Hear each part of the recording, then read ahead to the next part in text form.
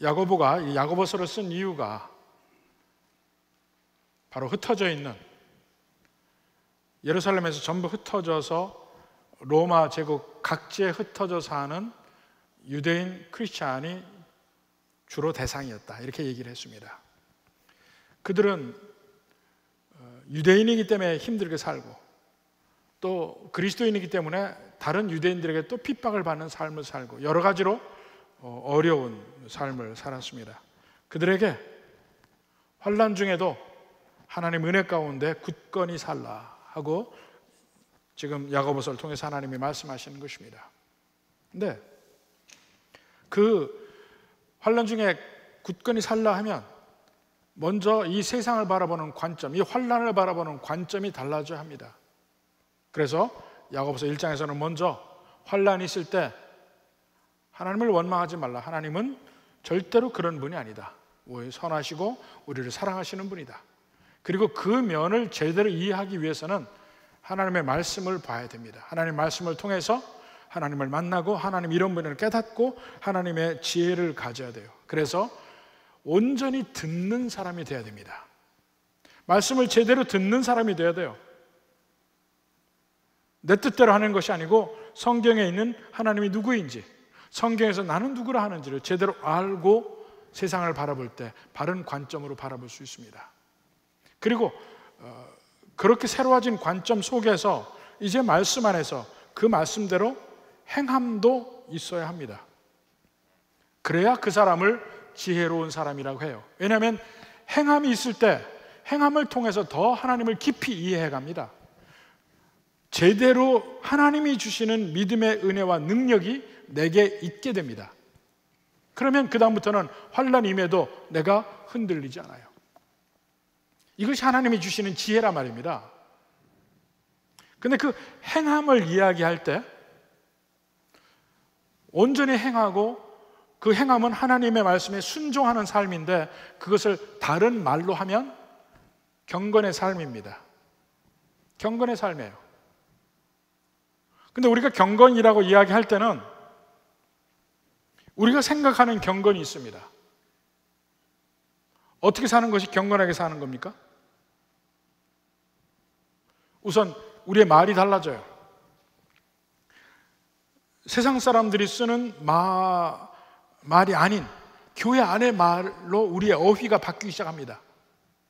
은혜라는 말을 아주 많이 사용하게 되고, 기도한다, 사랑한다, 성도의 교제를 한다, 믿음으로 산다, 이런 말들이 많아집니다. 이런 말이 많아지는 걸 보면 저 사람은 예수 믿는 사람이구나 이렇게 이해를 해요. 또 나름대로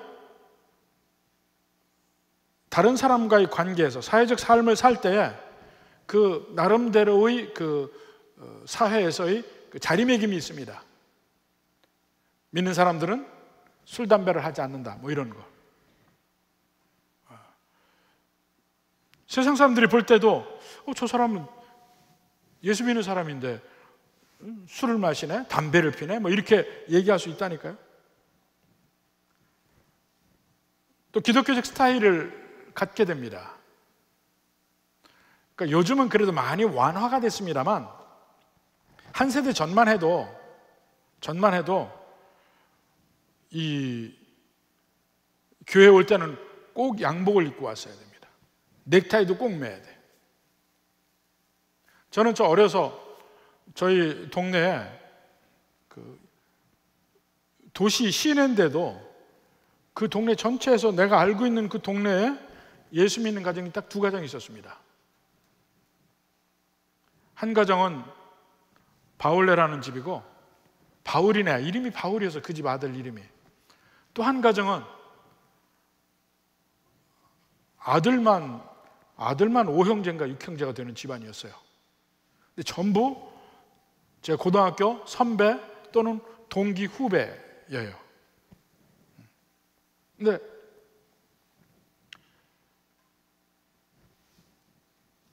그때 그 집에 이 교인들이 들어가더라고요. 몇 번 참 이상한 광경을 봤는데 다 가방을 들고 가고 성경책 끼고 들어가고, 그 중에 한 분이 검정 양복을 입었어요. 나중에 생각해보면 그분이 목사님이야. 그때만 해도요, 목사님은 모든 옷이, 목사님은 검정 양복 입은 분, 제 뇌리에 그렇게 새겨져 있어요.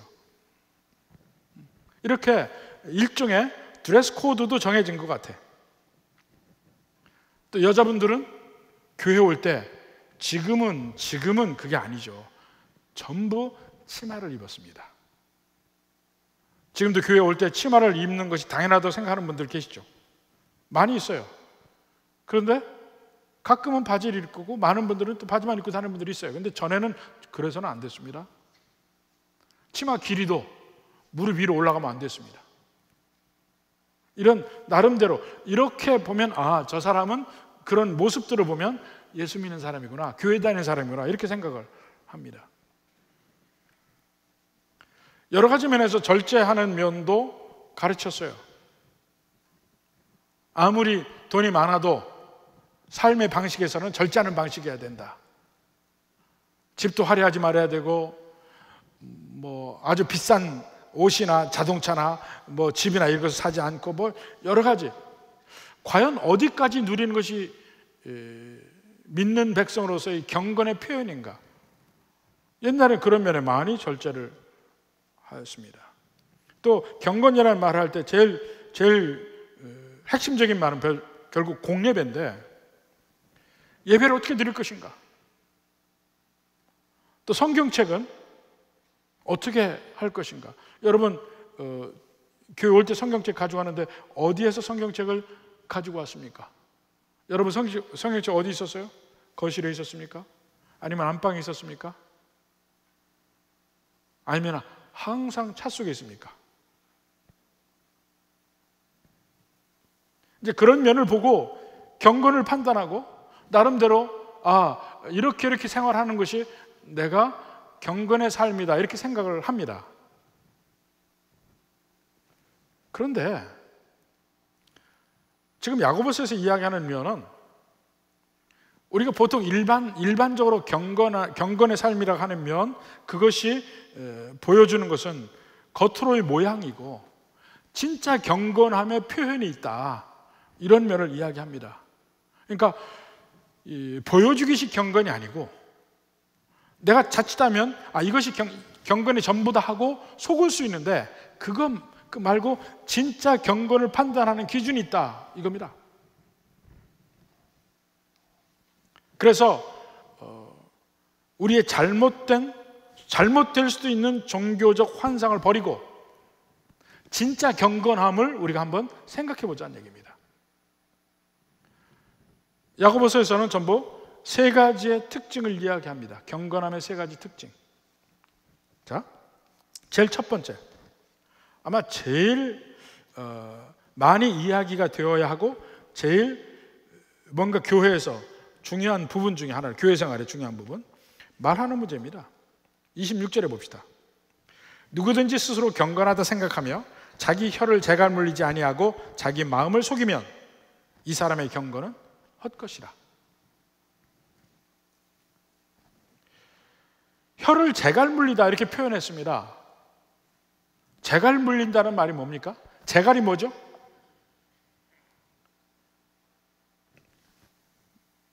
말들을, 야생말을 길들이려면 제일 먼저 하는 것이 말의 입에 재갈을 물리는 겁니다. 이 금속으로 된 고리를 얘기해요. 그래서 이 입에다가 금속으로 된 고리를 물리고 거기에 곶비를 매서 말을 타는 사람이 그 곶비를 잡습니다. 그러면 곶비를 잡아당기고 느슨하게 하고 오른쪽으로 가고 왼쪽으로 가고 하면서 재갈이 있기 때문에 말이 이 말을 들어요. 그러니까 그런 면에 제어가 되는 거죠, 말이. 이 재갈이 없으면 말을 제어할 수단이 없습니다. 우리가 보통 말이라 하지만 이 짧은 발음의 말하고 말이 있죠. horse, 우리가 타고 다니는 말을 얘기해요. 말은 몸무게가 대략 한 700kg 정도 합니다. 그러니까 인간의 한 10배. 아주 사람이 오랫동안 길들였기 때문에 친근하게 생각하지만 말은 대단히 힘도 세고 야생 말을 보면요 대단합니다. 사나워요. 서로 막 뭅니다. 발로 차고 물고. 그래서 말에 가까이 갈 때는 앞에서는 물리지 않게 조심해야 되고 뒤에 가서는 발로 채이지 않게 조심해야 됩니다. 입원할 수 있습니다. 힘도 대단하고. 그런데 그것을 혀에 비교한 겁니다. 혀에 비교해. 혀를 재갈 물리라. 혀는 어떻습니까? 아주 부드러운 거예요. 근데 그 혀에 굉장한 능력을 이야기해요. 엄청난 힘이 있습니다. 근데 제어가 안 돼요. 내어버려 두면 제어가 안 돼요. 반드시 이것을 재갈을 물려야만 합니다. 모든 사람에게 마찬가지예요. 이 전신에서 가장 힘이 세고 가장 제어가 안 되는 것이 혀입니다. 우리 몸의 전신에서. 바로 그것을 컨트롤할 수 있어야 된다 이렇게 이야기합니다. 아무리 기도를 잘해도, 아무리 성경을 많이 알아도, 아무리 봉사를 잘해도, 아무리 헌신을 잘해도 입이 제어가 안 되는 사람은 그 사람의 경건은 헛것이라. 헛것이라. 입에 대해서 예수님이 좀 더 적나라하게 이야기합니다. 마태복음 12장 33절 봅시다. 자, 예수님이 바리새인들에 대해서 하는 얘기입니다. 나무도 좋고 열매도 좋다 하든지 나무도 좋지 않고 열매도 좋지 않다 하든지 하라. 그 열매로 그 나무를 아느니라. 그러니까 사람 우리가 볼 때 그런 말을 하잖아요. 사람 참 좋은데 술만 먹으면 개차반이 된다. 이런 사람이 있습니다. 또 다른 면으로 저 사람은 참 좋은데 말이 좀 그래. 근데 지금 예수님이 하시는 말씀은 말이 열매인데 나무는 참 좋은데 열매가 그렇다. 그렇게 말하지 말라는 거예요. 똑같이 그 속에 있는 것이 나온다는 얘기입니다. 34절. 독사의 자식들아. 바리새인 얘기하는 겁니다. 독사의 자식들아, 너희는 악하니 어떻게 선한 말을 할 수 있느냐? 이는 마음에 가득한 것을 입으로 말함이라. 지금 바리새인들을 독사의 자식들 하고 말하고 있어요. 지금 바리새인들은 스스로도 하나님 앞에 경건하다고 생각합니다. 경건의 모든 모양과 삶이 있으니까. 그들은 열심히 기도하고 금식하고 11조하고 합니다. 하나님 말씀에 잘 압니다. 일반 백성들도 바리새인들을 경건하고 종교적이라고 존경합니다. 그런데 예수님은 그들을 향해서 독사의 자식이라고 이야기를 해요. 독사예요, 독사. 독사가 뭡니까? 입으로 물어서 죽이는 일을 하는 게 독사 아니에요. 입으로 물어서 죽여요. 바리새인들이 그 입이 마치 독사 입과 같아서 그들이 말할 때마다 거기서 독이 뿜어 나와서 그 말을 듣는 사람을 죽인다는 얘기예요.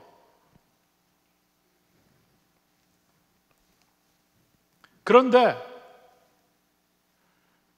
바리새인의 삶은 참 경건한데 입에서 나오는 말이 독이 있다. 그렇게 말하지 말라는 겁니다. 경건의 모양새가 있지만 사실은 그 속은 독으로 가득 차 있다. 그러니까 입에서 나오는 것이 독이다. 이렇게 얘기하는 겁니다.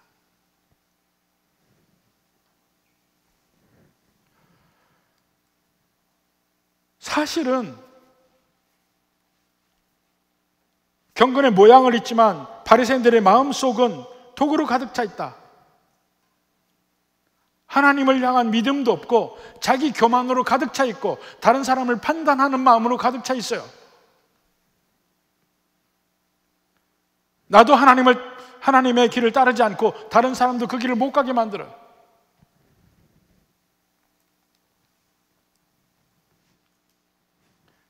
그들의 궁극적인 문제는, 겉으로의 문제는 말하는 말로 사람들을 하나님의 길에서 멀어지게 하는 그 면을 얘기하지만 그들은 결국 그 마음의 문제라는 거예요. 우리도 보면 평상시에는 얼마든지 좋은 말, 거룩한 말 합니다. 근데 딱 내가 코너에 몰리거나 아니면 내가 무슨 말을 해도 괜찮을 때는 본색이 드러납니다. 마음의 걸 드디어 드러낼 수 있는 시간이 나옵니다. 바리새인도 말할 때마다 사람을 죽이나요? 그렇지 않죠. 때가 되면 얘기하는 겁니다. 코너에 몰릴 때 쉽게 거짓말을 한다거나, 또 내가 의릴 때는 내 마음에 품은 것을 그대로 말하지 않습니다. 진실을 말하지 않아요. 내 생존의 문제가 되니까 아무리 속에 품은 게 있어도 말로 진실을 말하지 않습니다. 언제 마음에 진실이 나오느냐? 내가 갑일 때. 내가 갑일 때 마음에 진실이 나와요. 내가 마음대로 말을 해도 상대편이 내게 반격하거나 해코지 할 수 없다고 느낄 때 내가 마음대로 할 수 있습니다. 그때 본질이 나오는 거예요.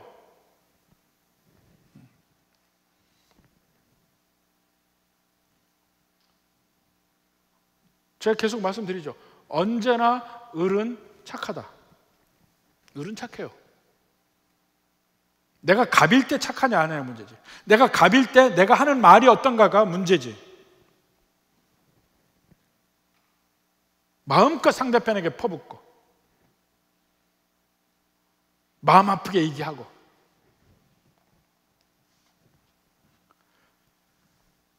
성경에는 입에서 나오는 말들, 혀로 하는 모든 말들에 대해서 아주 많이 이야기를 합니다. 그 중에 대표적인 몇 가지 이야기하면 우리 입에서는 더러운 말이 나옵니다. 에베소서 4장 29절 봅시다. 무릇 더러운 말은 너희 입 밖에도 내지 말고 오직 덕을 세우는 데 소용되는 대로 선한 말을 하여. 그러니까 더러운 말과 반대가 선한 말, 덕이 되는 말, 이 반대가 더러운 말이에요. 그렇게 해서 듣는 자들에게 은혜를 끼치게 하라.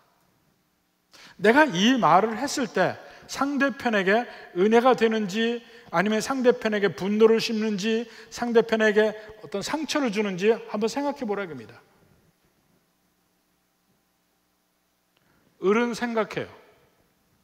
을은 내가 이 말을 했을 때 상대편이 어떻게 생각할까를 내가 을의 입장에 일단 생각한다니까요. 왜냐하면 바로 내 생존의 문제가 걸리니까. 갑일 때 생각을 안 해요. 상대편이 내가 이 말을 할 때 상대편이 어떤 생각을 할까를 생각하지 않아요. 더러운 말은 특히 여기서는 가장 대표적인 게 음담패설. 이것은 말하는 사람이 듣는 사람이 전부 영적인 쓰레기를 뒤집어 쓰는 거예요. 오염되는 거예요.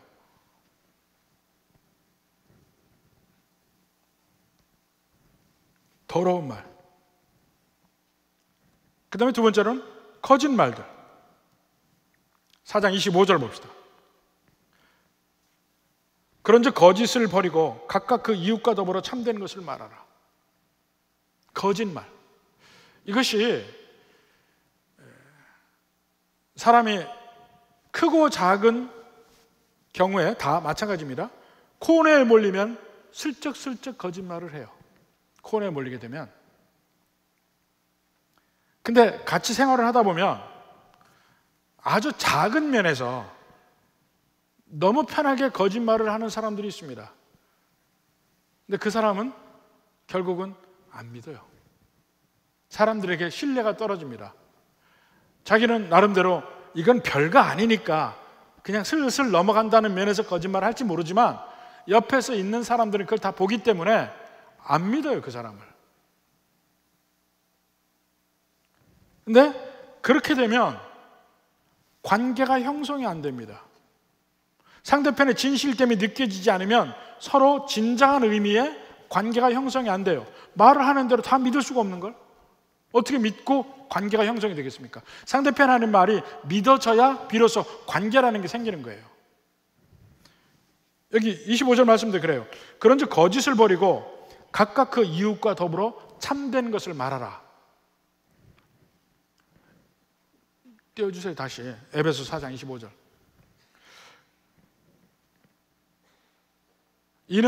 그 이유는 참된 것을 말해야 되는 이유는 우리가 서로 지체가 됨이라예요. 우리 몸에 각 지체들이 있죠.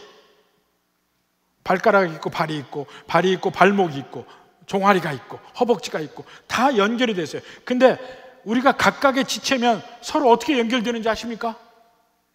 서로 사랑하고 믿을 수 있어야 돼요.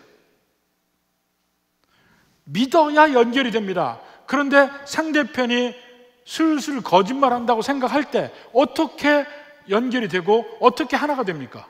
안 됩니다. 그래서 거짓을 하지 말라는 얘기예요.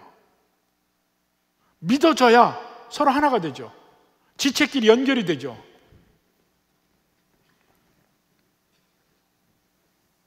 세 번째로는 뒷담화. 디모데전서 5장 13절 봅시다. 그들은 디모데전서 5장에 보면 교회에서 존경할 만한 사람들에서 이야기하는데 참 과부에 대해서 이야기합니다. 이 교회에서 여자에 대해서 이야기하는 그 흔치 않은 구절 중에 하나예요. 디모데전서 5장. 참 과부는 이 교회에 여자 성도들을 이렇게 잘 돌본다 이런 말이 나옵니다. 바로 거기에서부터 유래가 돼서 우리나라에 권사 제도가 있습니다. 근데 그 반대되는 의미로 젊은 과부를 이야기합니다. 실제로 젊은 과부를 이야기하는 것보다도 그 여자들 중에서 두 종류로 나누는 거예요. 교회의 리더가 될 만한 사람 중에서. 그들은 누구냐면 그들은 게으름을 익혀 집집으로 돌아다니고 게으를 뿐 아니라, 그러니까 옛날에는 과부라 하면 할 일이 없습니다. 왜냐하면 모든 경제적 행위는 땅을 중심으로 있는데 과부는 땅이 없다는 의미예요. 할 일이 없어요. 그러니까 교회에서 그 사람들을 교회에서 돌봤는데, 그러니까 다른 사람이 주는 걸 먹고 살고 없으면 굶어야 되니까 그날 할 일은 없어요. 그러니까 그들이 하는 거 뭐냐? 집집마다 돌아다니면서 이 말 저 말하고 소위를 하는 거예요. 게으름을 익혀 집집으로 돌아다니고 게으를 뿐 아니라 쓸데없는 말을 하며, 쓸데없는 말, 예나 지금이나 쓸데없는 말을 많이 하는가 봐요. 일을 만들며 마땅히 아니할 말을 하나니, 마땅히 아니할 말을 하나니, 분란을 일으켜요. 매를 벌고, 절제되지 않은 말, 막 옮기는 말. 이 교회 안에서도 대단히 문제가 많이 되는 겁니다. 왜 그렇게 말을 하게 되냐? 입에 재갈을 물리지 않아서 그래요. 들쓴 대로 말을 안 하는 게 나아요. 할 말만 했으면 좋겠어요. 할 말만 하라니까 밥 먹자, 자자, 이게 할 말만 하는 줄 알았는데 그건 할 말도 아니야. 말이라는 것은 내 영혼이 상대편 영혼에게 내 뜻을 전하고 상대편 말을 듣고 이 대화를 말이라 해요. 그때에 할 말만 하는 겁니다. 쓸데없는 말 말고.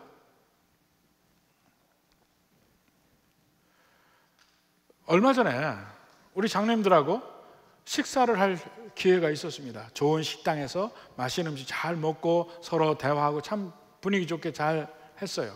그런데 식사 시간이 거의 끝날 무렵에 그 식당의 주인이 와서 막 좌중을 주도하고 얘기를 하는 거예요. 자기가 어떤 사람이며 자기가 뭘 잘하고 무슨 명인이고 장인이고 뭘 하고 막 얘기를 하는데 갑자기 우리끼리 얘기하는 게 끊어졌어요. 좌중을 압도해. 그러니까 몇몇 장로님들이 빨리 갑시다 그러더라고. 제가 얼른 일어나서 나왔어요. 저는 나름대로 그 식당이 좀 격조 있는 식당이라고 생각을 하고 있었는데 그날 이후로 제 선입견이 깨졌어요.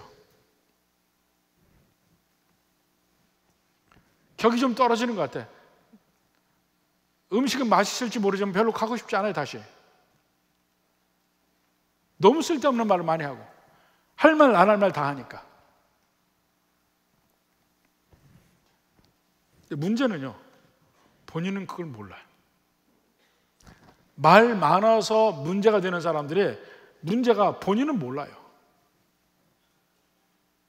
그리고 이 면이 정말 내가 이 말에 대해서 재갈을 물린다. 이 굉장히 힘든 일이잖아요. 이 혀가 부드럽고 별거 아니지만 엄청나게 강합니다. 이게 제어가 안 돼요. 그래서 푹푹 나온다니까요. 이것을 잡는 게 그만큼 힘든 거예요. 그러니까 예수 믿는 사람들은 그래서 이게 제어가 안 되니까 나름대로 정신승리를 합니다. 요즘 유행하는 말이에요. 정신승리. 무슨 말인지 아세요? 실제 행동으로는 자기 하고 싶은 거 다 하면서 마음으로 합리화시켜서 자기는 잘하고 있다고 스스로를 속이는 것. 이게 정신승리예요. 어느 성도에게 문제가 있다, 어느 성도에게 어려움이 있다 이러면 순식간에 소문이 돌아요. 근데 그 안에서 교묘하게 그 사람을 비하하고 물어뜯고 이게 그 안에 들어가요. 그런데도 마지막에 마무리는 그 겉으로는 그 가정에 문제가 있으니까 이렇게 저렇게 하고서 그러니까 그 집에서 기도하자 이렇게 끝나요. 근데 사실은 독이 발린 말로 넘어가는 거예요.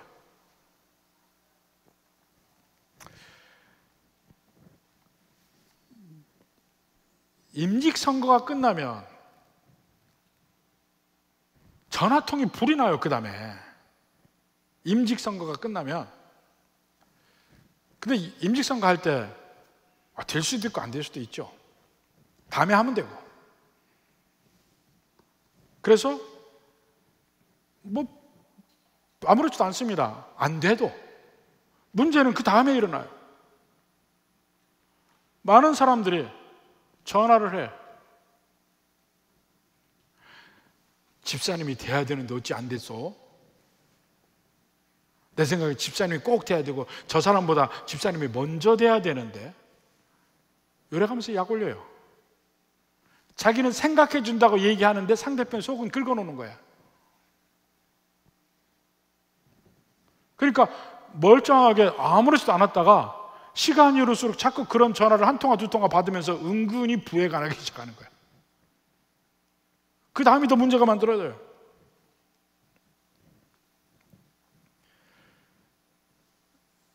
비방은 아주 교묘하게 이루어집니다. 속삭입니다. 에덴 동산에서 뱀이 하는 것처럼. 분명히 하나님은 동산에는 모든 나무의 실과는 내가 먹되 동산 중앙에 있는 선악을 알게 하는 실과는 먹지 말라. 먹는 날에 내가 정령 죽으리라 그랬어요. 근데 뱀이 와서 여자에게 뭐라 합니까? 동산에는 모든 나무의 실과를 먹지 말라 하되 이렇게 얘기하는 거예요. 나는 직접 얘기 안 했어요. 상대편에게 생각하게 만들어. 은근히 부정적인 생각을 끄집어내게 만들어. 나중에 보면 나는 그러면 안 했어요 그래.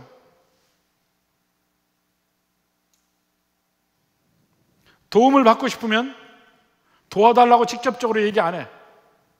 그냥 그 앞에서 나는 죽겠다만 얘기해. 상대편 입에서 내가 도와줄게 말이 나올 때까지. 그래 놓고 나는 도와달라는 말 안 했는데 그 사람이 그냥 해주더라, 그렇게 얘기해. 스스로를 속여요, 교묘하게. 그리고 그것을 한 번, 두 번 하는 게 아니고 습관적으로 해요. 지금 야고보서에서 얘기하는 거는 습관적으로 계속 하는 사람들 얘기해요. 나름대로 경건한 생활을 해요. 예배도 안 빠지고 성경도 잘 알고 읽고 기도도 잘해, 연보도 해요. 스스로 경건하다 생각하고 다른 사람도 그렇게 볼 수도 있어요. 그런데 입으로 다 갚는 사람들, 그들의 경건이 헛것이라. 헛것.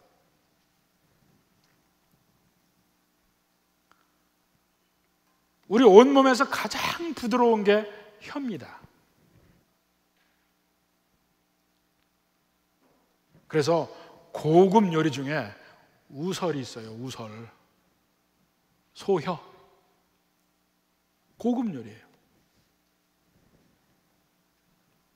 그만큼 부드러워요. 그런데 이 부드러운 혀가 사람을, 인생을 부수고 그 사람을 죽이기도 해요. 칼보다 더 날카롭고 더 능력이 있어요. 칼이야 주변 2m 사람을 죽이죠. 입의 혀는 2000km 떨어진 사람을 죽일 수 있어요. 각 문화권마다, 언어마다 이 말하는 거에 대해서, 혀에 대해서 여러 가지 격언들이 많이 있습니다. 내 혀가 내 머리통을 자르지 않게 하라, 뭐 이런 말. 우리말에도 발 없는 말이 천리 간다고 그랬잖아요. 혀의 창고는 마음이다. 혀가 창고를 가지고 있는데 그 창고가 마음이라는 거예요. 언제든지 마음에 있는 걸 가지고 나와서 쓰는 거예요. 또 유태 격언 중에 발은 미끄러질 수 있지만 혀는 절대로 미끄러지면 안 된다. 아차, 내가 실수했네? 이렇게 안 돼야 된다는 거죠. 혀를 지키는 사람은 영혼을 지킬 수 있다. 아무리 강조해도 과함이 없어요, 이 혀에 대해서는. 팍 폭발해놓고 상대편에게 온갖 덤태기 다 씌워놓고 나는 바른 말 했다고 생각해. 혀를 자갈 물리지 아니하고 자기 마음을 속이면 이 사람의 경건은 헛것이라. 한번 생각해 보십시오. 그 다음에 두 번째는, 경건의 모양은 어려운 사람을 돕는 것으로 나타납니다. 27절 전반부 보세요. 하나님 아버지 앞에서 정결하고 더러움이 없는 경건은 곧 고아와 과부를 그 환난 중에 돌보고. 고아와 과부는 그 당시에 가장 가난한 사람, 가장 사회적 약자를 이야기할 때 대명사처럼 쓰였어요. 왜냐하면 그들은 경제적으로 가장 약한 사람들이니까. 그 당시 누구나 다 땅을 가지고 있습니다. 그런데 땅이 없는 사람들이에요. 옛날에 농촌에서 제일 불쌍한 사람들이 그런 사람들이었어요. 농촌에 다 크고 작게끔 작은 다 논밭이 다 있잖아요. 가난한 집은 적더라도 있어요. 그런데 제일 가난한 사람은 누구냐면 그 마을에서 대부분 제일 끝에 살아요. 마을 중앙은 그래도 마을에 유지들이 삽니다.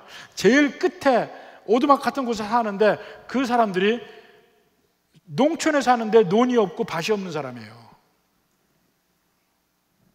그 사람들은 농번 길 때 농사 지는 사람들에게 가서 뭐 심어줄 때 가고 또 제초할 때 뭐 할 때 시시때때로 가서 한 번씩 가서 해주고 그냥 쌀 좀 받아오고 이렇게 삽니다. 아주 어렵게 살아요. 그런 종류의 사람이 여기서 고아와 과부라고 그래요. 가장 연약한 그들을 돕느냐 돌보느냐 그 얘기입니다. 아무리 멋지게 찬양을 하고 성경을 많이 알고 기도를 청산유수라고 해도 바로 그러한 돌보려고, 그 어려운 사람을 돌보려고 하는 그 국률한 마음이 없으면 경건이 어딨냐고. 경건이 거기서 표현이 돼야 되는데 그 표현이 없는 사람을 어떻게 경건하다고 얘기할 수 있느냐? 이것은 그 경건의 면을 계속해서 성경에서 이야기합니다. 가장 대표적으로는 이사야서 1장 11절부터 봅시다. 여기서 대상이 누구냐면 열심히 여호와 하나님 앞에 많은 것을 가지고 와서 많은 것을 여호와 하나님 앞에 드리는 사람들이에요. 그 사람들을 대상으로 해서 이야기를 합니다. 오늘날에도 하나님은 열심히 잘 섬기는 사람들 있잖아요.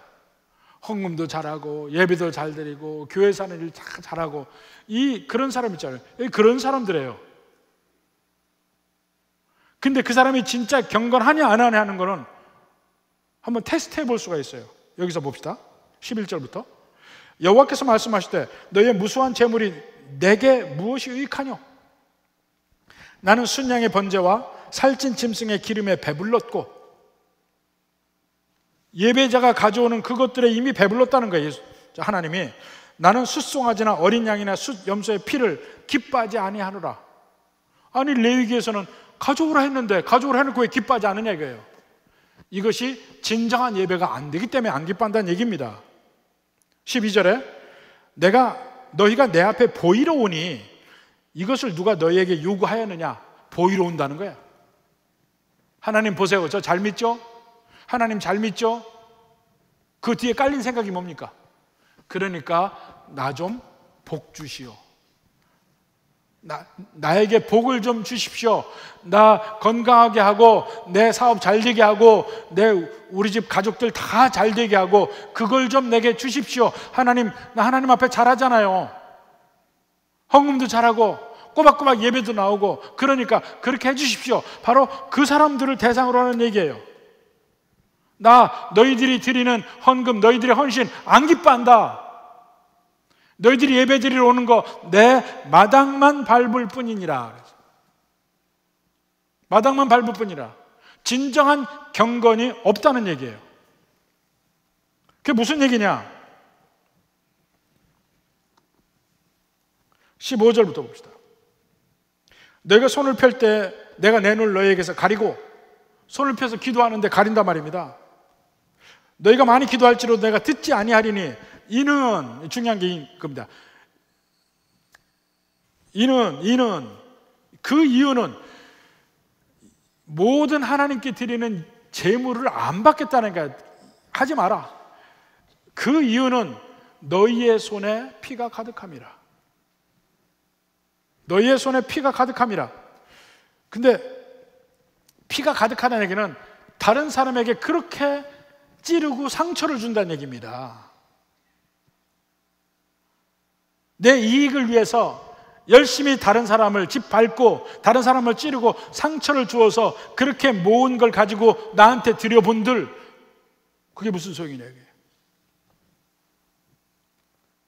16절에 너희는 스스로 씻으며 스스로 깨끗하게 하여 내 목전에서 너희의 악한 행실을 버리고 행하고 그치라. 악한 행실을 얘기했어요. 근데 거기에 더해서 17절에 선행을 배우며 정의를 구하며 그 다음에 학대받는 자를 도와주며 고아를 위하여 신원하며 과부를 위하여 변호하라. 고아와 과부 나오죠. 학대받는 자가 나오죠. 그들을 돌보는 마음이 없으면 진정한 하나님을 예배하는 예배자의 마음이 아니라 이거예요. 그러니까 교회를 다니는 사람도 이 식으로 하면 둘로 나눌 수 있습니다. 내가 복받기 위해서 하나님을 믿고 하나님 앞에 나오는 사람, 진정한 경건을 알고 하나님의 뜻대로 다른 사람을 돌보면서 주님 앞에 오는 사람, 두 종류라고요. 여러분은 둘 중에 어느 종류입니까? 내가 복받기 위해서 하나님 앞에 나와서 열심히 하나님 섬기고 교회 섬기고 그런 사람입니까? 아니면 하나님 앞에 진정한 경건의 의미를 알아서 긍휼히 여기는 마음을 배우고 감사하며 다른 사람을 돌보는 삶을 사느냐. 둘 중에 어느 대학이에요? 의외로 많은 사람이 전자가 많아요. 근데 복받기 위해서 교회 다녀요. 근데 그 사람들에게 하나님 뭐라 합니까? 너희가 드리는 거 나 싫어. 나한테 오는 거 내 집의 마당만 밟을 뿐이야. 이렇게 얘기하는 겁니다. 진정 그런 마음이 있느냐? 구약에만 있습니까? 신약에도 있습니다. 요한일서 3장 17절 봅시다. 누가 이 세상의 재물을 가지고 형제의 궁핍함을 보고도 도와줄 마음을 닫으면 하나님의 사랑이 어찌 그 속에 있겠느냐? 하나님의 사랑이 있는 사람이 하나님께 예배 드려야 그것이 하나님이 기뻐하는 예배래. 18절에 자녀들아 우리가 말과 혀로만 사랑하지 말고 행함과 진실함으로 하자. 실제로 하라는 겁니다. 이것은 열심히 사회운동 참여하라는 그런 개념이 아닙니다. 내 몸으로 직접적으로 그 어려움에 처한 사람들을 돌보는 면을 이야기합니다. 로마서 12장 1절에 보면 하나님의 모든 자비하심 너희를 구원하노니 그 다음에 너희 몸을 하나님이 기뻐하시는 거룩한 산 제사로 드리라 그래요. 너희 몸을, 행함을 이야기하고 우리 몸을 드리는 거야. 실제로 우리 몸을 힘을 써서 돌보는 일을 얘기하는 거예요. 직접적으로. 구제도 그런 면입니다. 간접적으로 하는 거예요. 직접 내가 함께 하는 것. 그것이야말로 진정한 하나님의 사랑이 내게 있다는 얘기입니다. 경건함에 크게 두 가지. 혀의 재갈을 물리라. 마음에 국률함이 있어서 도움이 필요한 사람, 불쌍한 사람들, 연약한 사람들 도와라. 그게 경건이라는 거예요. 세 번째로는 세상에 물들지 않는 삶. 이건 우리가 진즉부터 많이 듣는 얘기예요. 27절 후반부에 또 자기를 지켜 새 속에 물들지 아니하는 그것. 점점점 세상은 더럽혀지고 있습니다. 더럽혀진다는 얘기는 뭐냐면 생각이 하나님의 생각에서 점점 떠난 생각이 옳다고 얘기하는 거예요. 동성애자도 권리를 주장하고 낙태도 선택이라고 얘기해. 개인의 선택이라고 얘기하고 공산주의자도 교회 안에 들어와서 소위 해방신학이라는 이름으로 몸을 바꿉니다.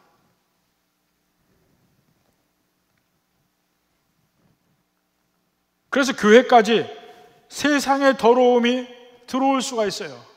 그 특징이 뭐냐? 악을 선하다 하고 선을 악하다 그래요. 이사야서 5장 20절 봅시다. 악을 선하다 하며 선을 악하다 하며 계속 같은 말입니다. 흑암으로 광명을 삼으며 광명으로 흑암을 삼으며 쓴 것으로 단 것을 삼으며 단 것으로 쓴 것을 삼으며 바르고 그런 것을 완전히 뒤섞어 놓는 거예요. 옳고 그름이 없어요. 기준이 없고. 세상이 그럴 때 우리는 그 기준을 명확하게 하고 그 기준 안에서 살아야 된다. 그것이 우리를 지키는 일이에요. 바닷속의 물고기 짠물에 삽니다. 그러나 그 물고기 자체는 짜지 않아요.